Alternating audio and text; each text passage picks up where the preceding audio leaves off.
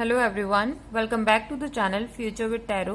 ये रीडिंग होगी वर्गो के लिए और इसमें हम 25 अप्रैल से लेकर 1 मई के रिगार्डिंग मैसेजेस देखेंगे। जिनको भी ओवरऑल मंथली रीडिंग या फिर 3rd वीक की रीडिंग देखनी है तो आप प्लेलिस्ट में जाकर देख सकते हैं या फिर डिस्क्रिप्शन में मैं लिंक प्रोवाइड कर दूंगी, वहां पर भी आप क्लिक करके देख सकते हैं। तो पहला मैसेज आपका है कि आप जो है अपने इस टाइम पीरियड पर ना कोई साइकिल कंप्लीट करने वाले हो या फिर किसी चीज का कंप्लीशन होने वाला है। बहुत टाइम से आप वेट कर रहे थे कि कोई चीज कंप्लीट हो जाए, तो ये वो टाइम है कि हाँ हो जाएगा आपका। दूसरा, आप जो है अपनी फैमिली के प्रोवाइडर बन पाओगे।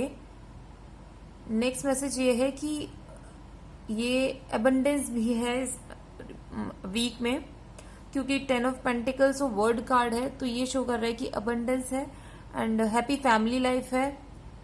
कहीं पर आप ट्रैवल कर सकते हो, मूवमेंट भी है, ग्रोथ भी है, एक्साइटमेंट भी है, एडवेंचरस चीजें कर सकते हैं आप।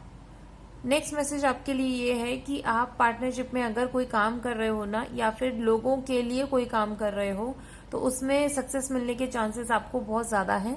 दूसरा, आपकी फैमिली में किसी चीज को लेकर कोई फंक्शन हो सकता है। ऑब्वियसली अगर कोई चीज कंप्लीट हो रही है जिस चीज का आप वेट कर रहे हो, तो उसके रिगार्डिंग आप कोई छोटी सी पार्टी दे सकते हो, या फिर आपकी फैमिली आपको मतलब कुछ गिफ्ट दे सकती है या छोटी सी आपको ट्रीट मिल सकती है।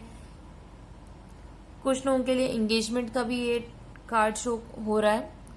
नेक्स्ट मैसेज है कि आपके लाइफ में जो हिडन ट्रुथ थे और वो आप एक्सपेक्ट कर रहे थे कि वो चीजें आपको पता चले, तो ये टाइम पीरियड ऐसा होगा कि हिडन ट्रुथ आपके सामने आने शुरू हो जाएंगे। दूसरा, एक चीज और, पता नहीं क्यों मुझे ये मैसेज आया मेरे माइंड में, जो कि इस कार्ड में नहीं है, बट स्टिल मैं बोलूंगी कि जो लोग कोशिश करना रात में जाके ना आप चांद की तरफ थोड़ा सा देखने की कोशिश करो विदाउट स्पेक्ट्स और समथिंग।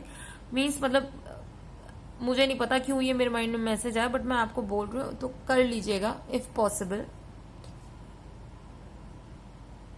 नेक्स्ट मैसेज आपके लिए है कि इस टाइम पीरियड पर आपका जो एड्रेनलिन रश है ना, वो इंक्रीज होने वाला है, बिकॉज यहाँ पर किंग ऑफ वॉन्ड्स की एनर्जी भी है, 4 ऑफ वॉन्ड्स की एनर्जी है, पेज ऑफ वॉन्ड्स की एनर्जी है, 8 ऑफ वॉन्ड्स की एनर्जी है। तो इतनी सारी जो ये वॉन्ड्स की एनर्जी है ना, तो ये क्या शो कर रहा है कि आपकी जो एनर्जी है इस वीक में बहुत ज्यादा हाई रहने वाली है।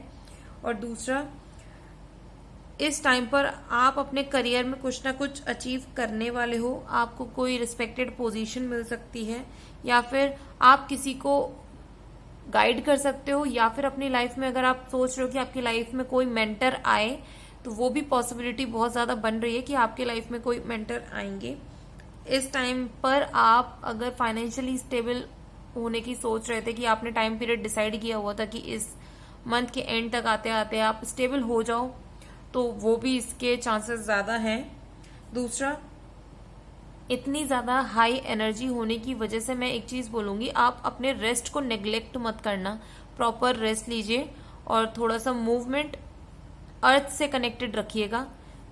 मीन्स नंगे पैर चलने की कोशिश करिए आप घास पर, या फिर अगर घर में ही पॉसिबल हो पाए तो आप नॉर्मली जमीन पर बिना किसी चप्पल के या शूज के, मतलब आप अपना पैर जमीन पे थोड़ी देर रखिए, इससे थोड़ी सी आपकी एनर्जी भी बैलेंस रहेगी।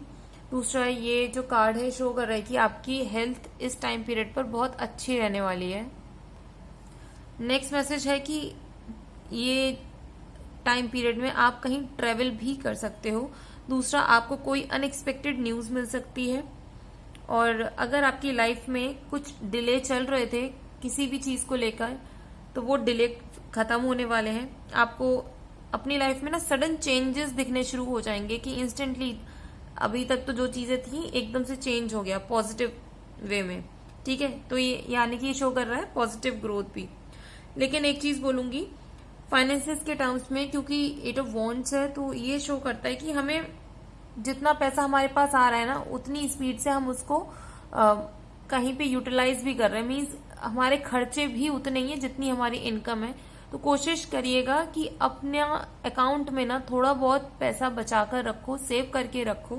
इन फ्यूचर आपको किसी डिसीजन में आना है, means next card 2 of swords का है, तो ये शो कर रहा है कि आपको कहीं ना कहीं कोई ऐसा डिसीजन लेना है जो कि अभी तक आप उसे ले नहीं पा रहे हो। तो ये भी पॉसिबिलिटी है। अगर 8 ऑफ वॉन्ड्स के बाद ये कार्ड आया है तो मींस आप अपना थोड़ा सा पैसा सेव कीजिए। उसकी वजह से क्या है, आपको जो डिसीजन लेने में ना थोड़ी सी आसानी रहेगी। और ये आसानी इसलिए क्योंकि जब हमारे अकाउंट में पैसा होता है तो हमें एक माइंड में ये चीज रहती है कि चलो फिलहाल हमारे पास इस टाइम पीरियड तक के लिए कुछ ना कुछ अमाउंट है, अगर हम कुछ न्यू भी करना चाहते हैं तो हम कर सकते हैं। ठीक है। और वैसे भी 2 ऑफ सॉर्ड्स का कार्ड यही शो कर रहा है कि आपको इस टाइम पीरियड पर दो चीजों के बीच में आप जो झूल रहे हो ना, ये भी पॉसिबिलिटी है कि आपको दोनों ही काम करने पड़ जाएं। मैं ये नहीं बोलूंगी कि एक को चूज करो या दूसरे को छोड़ दो, क्योंकि आप देखो कार्ड में वो दोनों सॉर्ड्स को लेके बैठी हुई है और आंखों पर पट्टी बांध रखी है। बट प्रॉब्लम क्या है कि आप चाहते हो इस टाइम पीरियड पर कि दोनों चीजों को साथ में लेके चलो, तो उसके लिए लगेगी आपकी एनर्जी, आपका हार्डवर्क लगेगा ही लगेगा। ठीक है। और आपको प्रॉपर डिसीजन लेने होंगे, स्टेप बाय स्टेप काम करना होगा। एकदम से किसी भी चीज को आप ये मत करना कि वो हो जाएगा बहुत जल्दी जल्दी। हर एक चीज में थोड़ा टाइम लगता है उसको ग्रो करने में, और जैसे ही ग्रोथ स्टार्ट हो जाती है ना, फिर वहां से जो ग्राफ जाता है वो एक्सपोनेंशियल जाता है। ठीक है। जितना टाइम पीरियड लगता है ना वो सीखने में लगता है, बाकी चीजें तो फिर नॉर्मल होती चली जाती हैं। तो इसलिए मेरे हिसाब से आप अगर दो पाथ पे चूज कर रहे हो ना, ये करियर वाइज या फाइनेंशियली भी, तो आप चाहो तो दोनों चीजों को साथ में लेके चल सकते हो, लेकिन इसमें आपकी बहुत ज्यादा एनर्जी यूज होगी। और ये भी पॉसिबिलिटी है कि आपको ऐसा फील होगा कि आपकी फैमिली को आप उतना टाइम नहीं दे पा रहे हो, बट इट्स ओके। आपकी फैमिली सपोर्ट करेगी इस चीज को लेकर कि आप दोनों चीजें करो। ठीक है। नेक्स्ट कार्ड है वर्ड कार्ड। तो इसमें फिर से वही मैसेज शो हो रहा है कि आप जो भी काम करोगे, डिसीजन अगर सोच समझ कर लेते हो, उसके हिसाब से आपकी लाइफ में ना ग्रोथ तो है ही, अबंडेंस आ रही है आपकी लाइफ में, स्टेबिलिटी है, कंप्लीशन ऑफ अ साइकिल फिर से इसमें मैसेज है। तो ये तो स्टैंप लग चुकी है कि भाई पास्ट में अगर कोई आपने काम किया हुआ तो आप सोच रहे थे कि कब फिनिश होगा वो उसका, तो ये वीक हो जाएगा। दूसरा मैरिज के लिए भी कार्ड है, बर्थ ऑफ अ चाइल्ड के लिए भी ये कार्ड है, और प्रमोशन है, ग्रोथ है, बोनस है, जॉब में चेंज भी हो सकता है या आप हायर पोजीशन पर भी जा सकते हो। नेक्स्ट मैसेज आपके लिए है, आपको ना कोई पर्टिकुलर न्यूज मिलने वाली है, क्योंकि पेज ऑफ वॉन्ड्स भी वही बोल रहा है, पेज ऑफ सॉर्ड्स भी वही बोल रहा है, 8 ऑफ वॉन्ड्स भी वही बोल रहा है। तो कोई ऐसा मैसेज है या कोई ऐसी इंफॉर्मेशन है जो कि आपको मिलेगी इस वीक में, और जो कि बहुत इंपॉर्टेंट रहने वाली है।